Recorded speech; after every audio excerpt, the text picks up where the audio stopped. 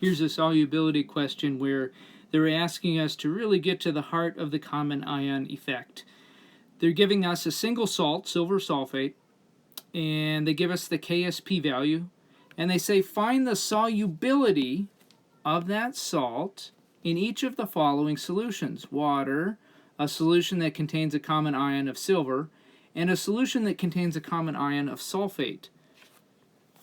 And we're going to be able to draw some conclusions about the common ion effect and Le Chatelier's principle based on this.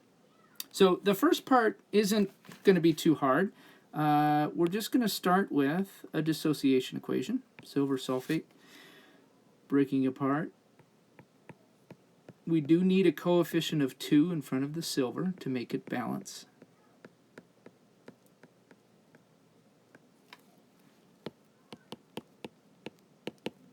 And in part A, let's be clear that we're working on part A here, we've got a solution of water, so the initial concentration for both the silver and the sulfate is 0. And if we just flesh out the ice table, make sure that you're aware that the coefficient 2 in front of silver means that it's plus 2x rather than plus 1x when making that ice table fleshed out. We'll write an expression for KSP, square the concentration of silver, and then multiply it by the concentration of sulfate. So 2x quantity squared times x, that works out to be 4x cubed, and that's all equal to the given KSP value, which they gave us at the top, of 1.2 times 10 to the negative fifth. So if we pull out our calculator and solve for x, again, they want us to find solubility, so that is find the value of x. In this case, it works out to be 0.014. Now let's compare that to what we have in part B. In part B, we have a solution of 0.2 molar silver nitrate, and when that breaks apart, the silver nitrate, you get 0.2 molar silver ion to begin with. And similarly, when we get to part C, we've got 0.21 molar potassium sulfate. When that breaks apart, we'll start with 0.21 molar sulfate ion. So part B, again, we write a good dissociation equation, and it's going to be the same for all parts of this problem.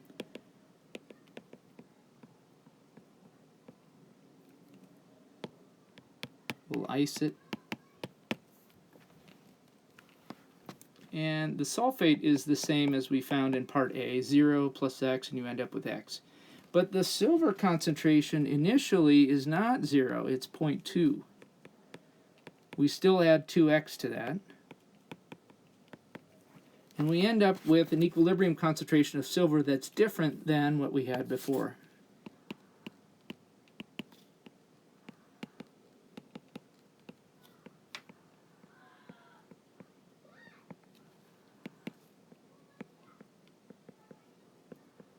Don't forget to square the expression when you plug into the KSP value expression. Now, can we make the mathematical assumption? Absolutely. It would be wise to do so. The value of 0.2 plus 2x is roughly 0.2. And then we can just carry on our calculation as before. The value of KSP they gave us, 1.2 10 to the negative fifth, and here we're just solving for x. Go ahead and pull out your calculator, and this one works out to be 3 times 10 to the negative fourth. Okay. Let's do something similar for part C.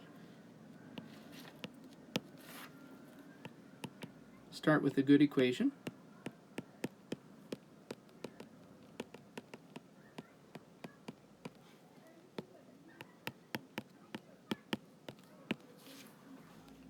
And in part C, the solution was 0.21 molar potassium sulfate. There was no silver in potassium sulfate.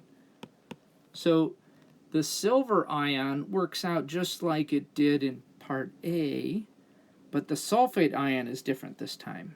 instead of putting a 0 for the initial concentration, oops, I made a little mistake. The silver concentration is plus 2x, so it ends up being plus 2x.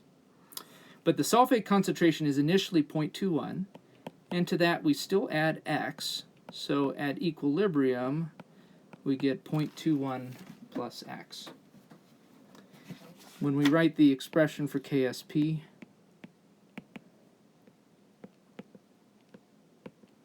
and plug in our values from the ice table, it's 2x quantity squared times 0.21 plus x.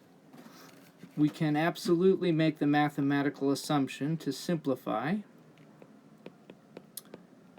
0.21 plus x is roughly equal to just 0.21. And since they had given us at the very beginning the value of KSP as 1.2 10 to the minus fifth, we'll just plug that in and solve. And when we do, x works out to be, in this case, 0.0038. Now, let's summarize. In part A, our solubility was 0.014. In part B, our solubility was 3 times 10 to the negative fourth. And in part C, our solubility is what we just found, 0.0038. Now, which of those solubilities is biggest? Well, by far, the one that's 1.4 times 10 to the negative second. It's an order of magnitude bigger than either of the other two. So your biggest solubility is found in water. Now, why would that be? In parts B and C, we had solutions that had common ions with the salt in question to begin with. So the common ion effect is to reduce solubility. If you start with a solution that does not have water, a solvent that does not have a common ion in it, then you're going to get the biggest solubility possible.